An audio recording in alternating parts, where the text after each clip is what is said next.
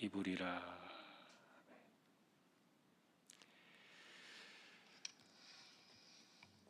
고린도전서 15장의 이 부활의 말씀을 읽으면서 결국 하이라이트는, 이 부활의 하이라이트는 우리가 어떤 모습으로 돌아올 것인가, 이제 그것이 결론이죠.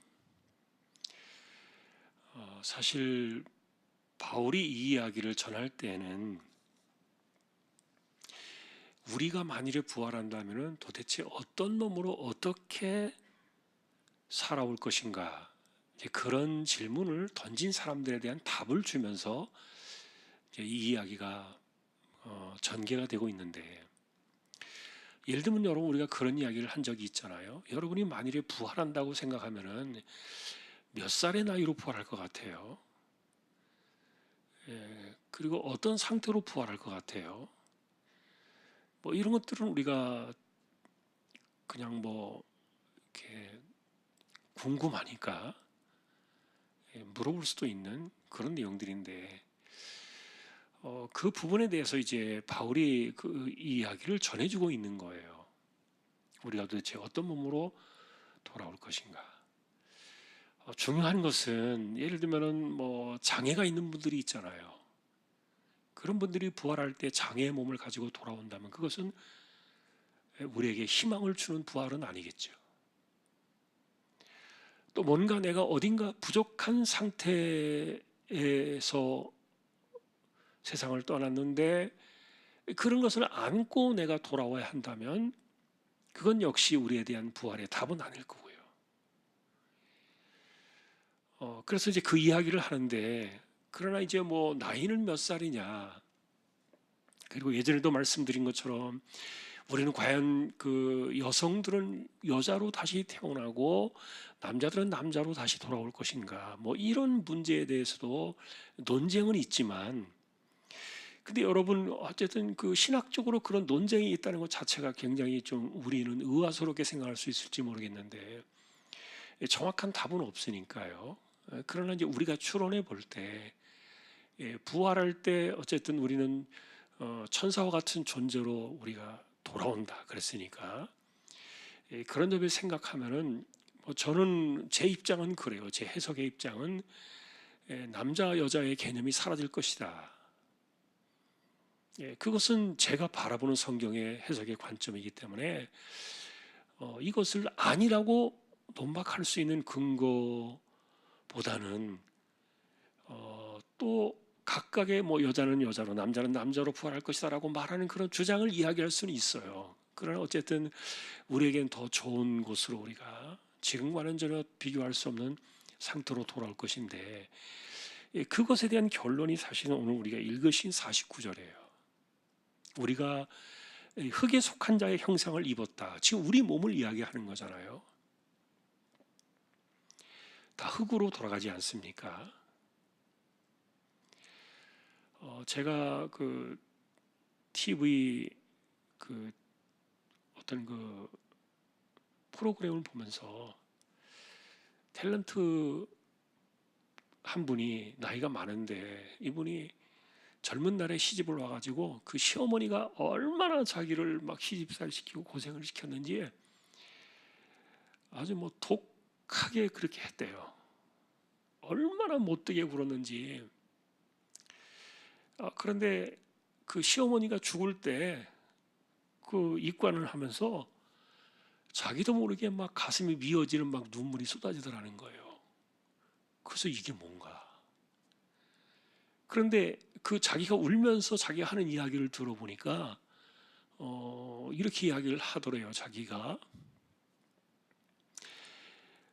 그렇게 못되게 굴더니 더 살아서, 조금 더 살아서 나한테 그렇게 하지. 예를 들어서 그 죽은 것에 대한 그 반박의 표현으로 그렇게 이제 이야기를 하는 거예요. 그러면서 이제 그분이 하는 이야기가, 미운정이 더 무섭다. 엄청나게 갈등을 주고 상처를 주고 힘들게 했던 사람이 죽을 때, 그런데 그 미운정에 대한 이야기를 하면서 딱 그 제 마음속에 딱 남은 이야기가 뭐냐면은, 그렇게 못되게 굴던 그 사람도 결국 한 줌의 흙으로 돌아가잖아요. 딱 한 줌의 흙으로 돌아가는 그 모습을 보니까 이제 이렇게 한 줌의 흙도 안 되는 그 인생을 가지고 그렇게 못된 짓을 했나? 그렇게 못되게 굴고 그렇게 사람을 힘들게 했나? 이제 그 생각이 떠올라가지고 이제 막 자기가 이제 자기도 모르게 눈물이 나더라는 거예요. 사실 여러분 인간이 그러지 않습니까? 떠나가면은 한 줌의 흙도 안 됩니다. 그거 뭐 정말 초라하죠. 근데 우리가 다시 돌아올 때는 이 흙에 속한 자의 형상이 아니다 그랬어요. 하늘에 속한 이의 형상을 입는다.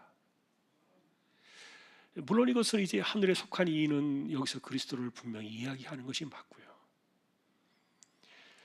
자, 이 이야기를 하면서 예전에도 한번 제가 설명을 드린 적이 있지만 조금 여러분들이 이 부분에 대해서 명확하게 오해를 할 수 있는 부분이 있기 때문에 좀 설명을 드리면, 이 부활에 대한 이야기를 이렇게 하는 거예요. 그 영광의 몸을 우리가 어떤 것이라고 추론할 수 없잖아요. 그런데 씨를 뿌리면은 여러분 예를 들면 사과 씨라든지 아니면은 풀의 씨라든지 그 씨와 같은 그 내용들은요, 사실 우리는 전문가 아니기 때문에 이 씨가 어떤 씨인지 잘 몰라요. 그런데 비슷하잖아요, 다 씨가. 그런데 그 씨를 뿌리면은 그 씨에서 적합한 그 씨에 적합한 그 형체가 나오는 거예요.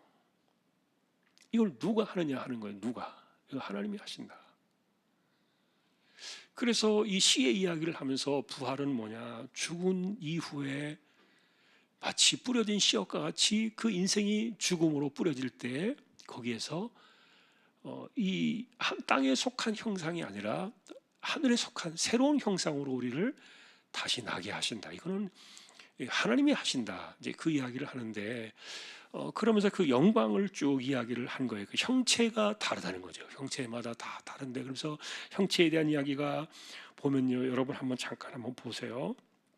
38절에 하나님께서 뜻대로 형체를 각 종자에게 주신다 그랬고요. 39절에 보니까 육체는 다 같은 육체가 아니다. 하나는 사람이요, 하나는 짐승이요, 하나는 새요, 하나는 물고기다. 그리고 40절에 보니까 하늘에 속한 형체가 있고 땅에 속한 것이 있고, 또 하늘에 속한 영광이 따로 있고 땅에 속한 것이 영광이 따로 있다. 그 다음에 41절에 보니까 해 영광이 다르고 달의 영광이 다르고 별의 영광이 다른데 별과 별의 영광도 다르다.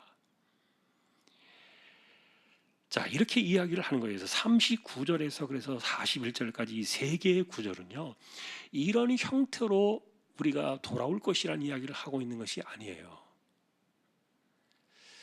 사람들이 성경을 보면서, 그래서 어떤 사람은 사람의 육체로, 어떤 사람은 짐승의 육체로, 하나는 새의 육체로, 하나는 물고기의 육체로, 어떤 사람들은 하늘에 속한 형체로, 땅에 속한 형체로, 또 어떤 사람은 하늘에 속한 영광으로, 또 어떤 사람은 땅에 속한 영광으로, 어떤 사람은 해의 영광으로, 어떤 사람은 달의 영광으로, 어떤 사람은 별의 영광으로, 이렇게 부활한다는 얘기가 아니에요. 자, 이거는 여러분들이 한 번 더 명확하게 이해를 하세요. 이거는요, 우리말 성경이 좀 어렵게 표현돼서 그래요. 그런데 이 국어책만 열심히 읽어도요, 이거는 그렇게 해석할 수 없는 부분이에요. 우리가 이 성경만 계속 읽어보면은, 성경만 잘 읽어도 그렇게 해석할 수 없는 부분이란 말은 뭐냐면은 42절의 이야기를 하려고 하는 거예요. 죽은 자의 부활이 그와 같다. 그래서 우리가 부활의 영광으로 나타나게 될 것은 금방 위에서 말한 것처럼 육에 속한 거냐, 아니면 짐승이냐, 아니면 물고기냐, 아니면 하늘이냐, 땅이냐, 아니면 해 영광이냐, 아니면 달의 영광이냐, 별의 영광이냐, 그거를 말하려고 하는 것이 아니라 이렇게 다르다는 것들을 이야기하는 거예요. 하나님께서 다르다는 것들을 다르게 내신다는 것을 말하는 건데, 그런데 죽은 자의 부활, 우리에게 속한 그 부활은 뭐냐, 이렇게 다르다는 거예요. 근데 어떻게 다르냐? 42절 보세요. 자, 썩을 것으로 심고 썩지 아니할 것으로 돌아온다. 다시 살아난다는 거죠. 자, 지금 우리의 이야기는 여기서부터 시작이에요. 43절에 보면 그래서 욕된 것으로 심고 영광스러운 것으로 살아난다. 약한 것으로 심고 강한 것으로 살아난다.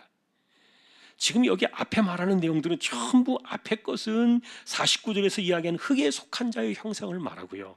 두 번째 이야기하는 것은 하늘에 속한 이의 형상을 말하는 거예요. 그 다음에 43절 보세요. 44절. 육의 몸으로 심고 신령한 몸으로 살아온다.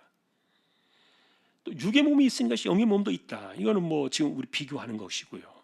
그 다음에 45절에 보니까 첫사람 아담은 생명이 된 것 같이 마지막 아담은 살려주는 영이 되었다. 여기 말하는 그 생명은 우리에게 영원히 죽지 않는 이 영을 이야기하잖아요. 자, 46절에 그러나 먼저는 신령한 사람이 아니요 육의 사람이다. 이것은 뭡니까? 우리가 지금 태어나는 게 신령한 사람으로 먼저 태어나지 않는다는 얘기예요. 우리가 먼저 육신으로 이 땅에 왔다가 그 다음에 부활하여 신령한 사람으로 온다는 얘기예요. 그래서 47절에 보니까 첫사람 아담은 땅에서 났고 흙에 속한 자지만 그러나 둘째 사람 예수 그리스도는 하늘에서 나셨다. 그래서 흙에 속한 자들은 흙에 속한 자와 같고 하늘에 속한 자들은 저 하늘에 속한 자와 같은데 우리는 흙에 속한 자의 형상을 입은 것처럼 하늘에 속한 이의 형상을 입을 것이다. 그래서 우리는 어떤 모양으로 돌아올 것인가? 만약 여러분들이 그것에 대해서 궁금한 생각을 갖고 있다면 42절부터 쭉 보시면 돼요. 42절부터 44절까지 이 세 개가 우리가 부활할 때 어떤 모습으로 돌아올 것인가에 대한 답변이에요. 자, 그러면 이런 이야기들을 전해주면서 바울이 도대체 우리에게 뭘 가지라는 겁니까? 우리에게 부활의 영광이 이러하니까 그 부활의 소망을 가져라. 물론 그 이야기를 하고 있는데, 그런데 그 이야기를 하면서 사실은 이 이야기의 결말이 뭐냐면 우리가 이 땅에서 어떻게 해야 되느냐.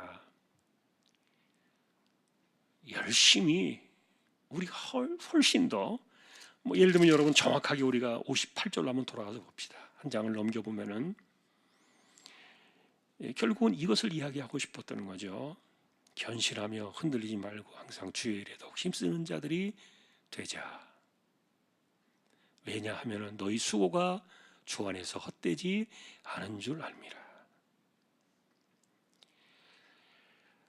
결국 그래서 우리가 인생을 어디에 쓰고 내게 주어진 시간을 어디에 쓰고 내가 무엇을 위해서 내 삶을 허비할 것인가에 대한 그 문제를 결정짓는 것에 부활의 신앙이 있어야 한다는 거예요. 저는 그래서 이런 그 구절을 보면서요, 사실 여러분 이 이야기가 마음에 깊이 와닿지 않을 수도 있어요. 왜냐하면 우리가 죽고 난 이후에 찾아올 그 영광에 대한 소망은 우리가 다 알고 있고 우리가 다 가지고 있지만 그것이 지금 내 삶을 얼마나 강력하게 이끌어가고 그것이 내 삶을 얼마나 주도할 것인가에 대한 이 부분은 사람들마다 많이 달라요. 지금 이 바울이 전하고 있는 이 벅찬 감격과 감동은요, 우리가 많이 느끼지 못해요. 아마 한 1%라도 느끼고 있을까? 이런 그 생각도 들어요. 그래서 여러분 우리가 부활의 영광 때문에 우리가 하나님 앞에 서게 될 하늘에 속한 이의 형상으로 우리가 그 앞에 서게 될 그 삶에 대한 소망이 현재의 나를 이끌어가고 현재의 나를 지배하고 그것이 나를 통제하고 나를 주장해 나가는 그런 삶의 모습 속에서 우리가 만일에 정말 내가 그것을 지향하며 살고 있다면은 아마 우리는 이렇게 질문을 던져야 될 거예요. 누가 내 인생을 알아줄 것인가? 예를 들면 그런 거예요. 누가 내 인생을 알아줄 것인가? 그리고 나의 수고는 어떻게 될 것인가? 내가 과연 이렇게 살아가는 인생의 삶에 대해서 과연 어느 누가 알아줄 것이며 어느 누가 이것에 대해서 보상을 해줄 것인가? 여러분이 만일에 그런 질문을 던져본다면 그 질문에 대한 답을 부활해서 여러분들이 찾아가지고 명확하게 그것 때문에 내 인생의 삶을 헛되지 않다는 것을 확신하면서 내 인생을 쓸 것인가?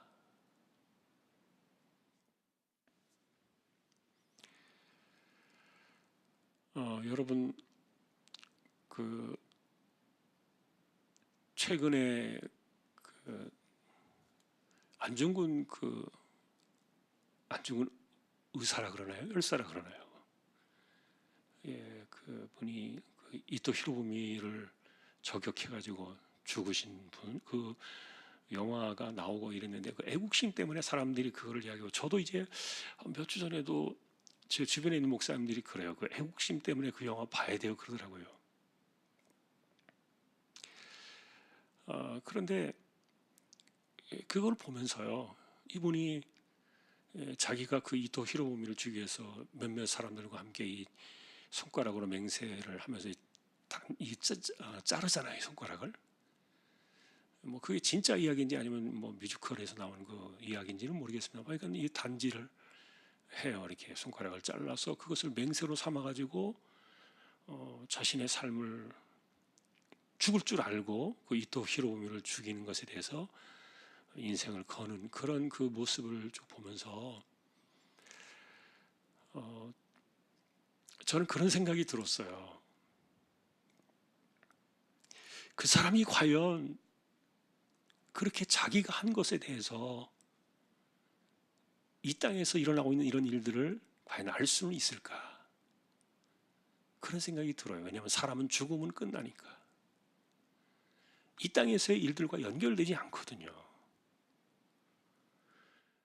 그래서 그가 과연 그 이루었던 그 나라의 독립과 그리고 나라의 평화를 위한 그것을 위해서 자신의 그 인생을 목숨을 바쳤던 그런 것이 지금 이렇게 세월이 흐르고 100년이 지났어도 100년의 세월이 지났어도 여전히 자신의 이름이 이렇게 칭송을 받고 수많은 사람들이 뮤지컬을 하고 또 영화를 만들고 연극을 하고 또 그 이야기를 이렇게 전해 내려가면서 자신의 이름이 이렇게 오르내리는 것을 과연 그가 할 수 있을까? 그건 아니잖아요.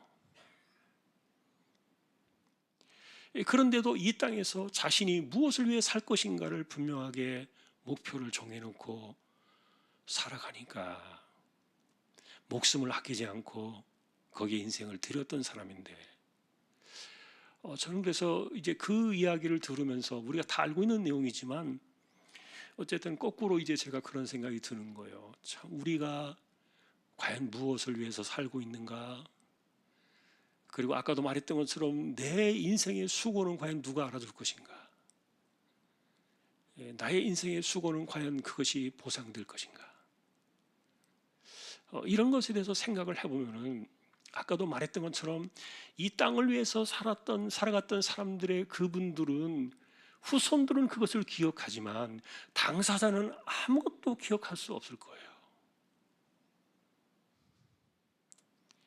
자신의 이름이 교과서에 써 있는지 그 본인은 알 수 없을 거예요. 또 그것 때문에 그가 그렇게 했다고 생각하지는 않고요. 그러나 반대로 말입니다. 내가 만일 내가 한 것에 대해서 우리가 함께 맞대할 수 있는 그리고 우리가 하나님 앞에 섰을 때 영원히 그분 곁에서 함께 살아야 될 우리가 그것에 대해서 기억을 하시고 그리고 그것을 또 하나님께서 예를 들어서 그것을 기를 수 있도록 이렇게 해주신다면 이게 얼마나 그 수고가 영광스럽고 위대한 것이 될까. 죽어서 잊혀질 이 땅의 것들을 위해서도 그렇게 인생을 바치는데 하물며 하나님께서 기억하실 그 영원한 것에 대해서 우리가 너무 그런 목적이나 방향이나 나의 수고나 이런 것들에 대해서 우리는 너무 약하다, 부족하다 그런 생각이 드는 거예요.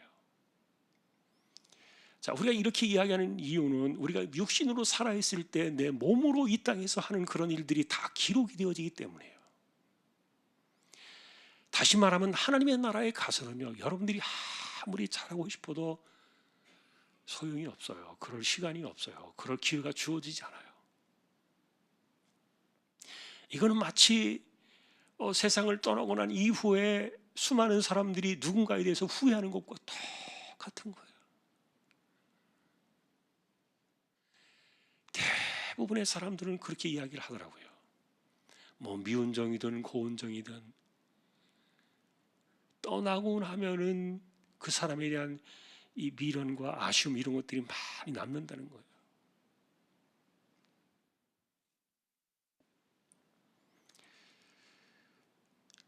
여러분, 우리의 삶 자체가 너무도 빨리 지나가고, 그리고 오랜 세월을 살지 못해요. 한 세대를 가는데. 저는 요즘 이제 다윗의 이야기를 수요일 날 정리를 하면서, 이분이 70살에 세상을 떠났다 그랬잖아요. 그런데 실제로 성경에 나와 있는 내용들을 보면은 마지막 때 다윗이 겪었던 그 사건들이 인구조사 사건이었는데, 근데 그 인구조사 사건이 대략 제가 계산해 보니까 60한 7 정도로 추정이 돼요. 그 말은 그때까지도 다윗이 건강했던 거예요. 그런데 그 2, 3년 사이에 완전히 늙어버렸어요. 늙어도 보통 늙은 게 아니에요.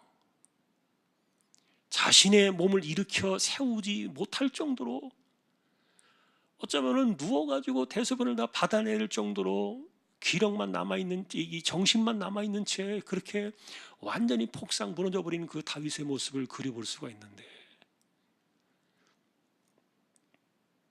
아, 인생이 이렇구나. 하루아침에 무너지는구나. 근데 우리는 어쨌든 그런 시간이 온다는 것을 잘 몰라요. 어느 날 갑자기 우리에게 그런 시간이 닥쳐올지 아무도 모르는 거예요. 그리고 언제나 지금 같은 시간이 계속 주어질 거라고 우리는 착각을 하고 있다는 거예요. 그러다 보니까 여러분, 우리는 이 정말 하나님 앞에 서게 될 하늘에 속한 이의 그 영광을 바라보는 사람으로서 우리가 시간을 들이고 인생을 쓰고 인생을 이렇게 거기에 드리는 것에 대해서 생각이 많이 부족하다는 겁니다.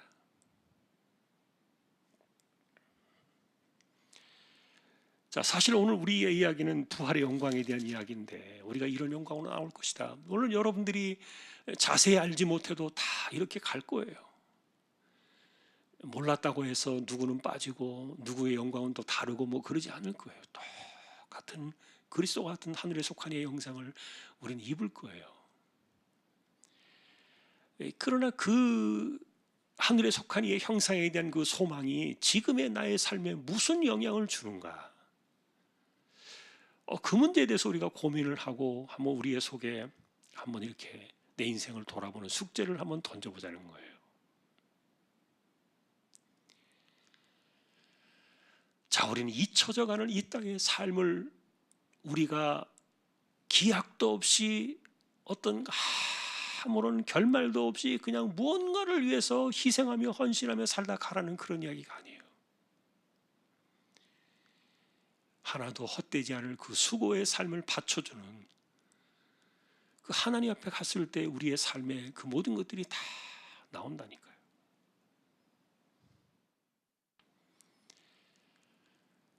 자, 여러분, 오늘도 우리는 그래서 뭐 여러 가지 뭐 설명들이 있습니다만, 한 번 더 우리가 자신을 한번 좀 돌아봤으면 좋겠다. 힘들어도 견디기 어려워도 시간은 다 가요. 죽을 것 같아도요, 시간은 지나가요. 못 견딜 것 같아도요, 그 시간은 다 가게 되어 있어요. 너무너무 빨리 지나가는 그 시간 속에서, 그러니 그냥 고통 속에서 힘들어하면서, 아니면 그 반대로요, 자기를 즐겁게 하기 위해서 자신을 위해서 인생을 막 자기를 위해서 투자하고 헌신하고 이렇게 사는 것도 바람직스럽지 못하고, 또 너무 내게 주어진 시간을 아무것도 하지 못한 채 그냥 이렇게 힘들어하며 살아가는 것도 옳지 못하고, 그래서 여러분, 우리가 한 번 더 이렇게 이제 마지막 질문을 내리면서 다시 한번 우리 기도로 나가려 그래요. 누가 나의 수고를 알아줄 것인가?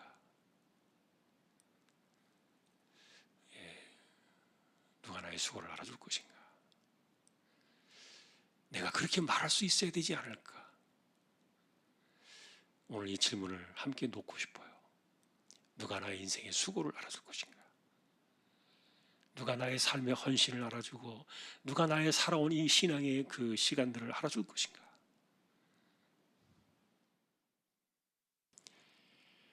주 안에 섰던 것이 하나도 없다. 그러니 흔들리지 말고 견실하여 항상 주의 일에 더욱 힘쓰는 자들이 되자. 오늘 부활신앙의 마지막 결말, 이것을 바라보면서 정말 하나님 앞에서 그런 질문을 던지고서 우리가 살아갈 수 있었으면 좋겠다. 누가 나의 수고를 알아둘 것인가? 그런 질문이 나올 정도의 수고를 했으면 좋겠다는 얘기예요. 그런 정도의 질문이 나올 때까지 우리가 그렇게 하나님 앞에 내 삶을 드렸으면 좋겠다. 그런 질문입니다. 올 한 해는 저와 여러분들이 좀 더 하나님의 은혜의 해가 열려지고, 그리고 구원의 역사가 이루어지는 그 말씀의 의미들을 우리가 찾아나가면서 하나님 나라의 그 놀라운 은혜들이 우리의 삶에서 펼쳐지는 새로운 역사가 23년도에 우리의 것이 되기를 소망하면서 또 이 한 해를 승리해 나가는 저와 여러분들이 되시기를 주님의 이름으로 축복합니다. 함께 기도로 나아가겠습니다. 올 한 해 우리에게 주신 이 해가 은혜의 해가 되고 우리에게 구원의 해가 되는 그런 기도를 우리가 함께 한 해를 바라보면서 나아가고, 또 교회와 성도들과 우리 자녀들, 또 나라와 민족을 위해서 함께 잠시 짧은 시간이지만 함께 통성으로 기도를 드리겠습니다. 기도하십시다.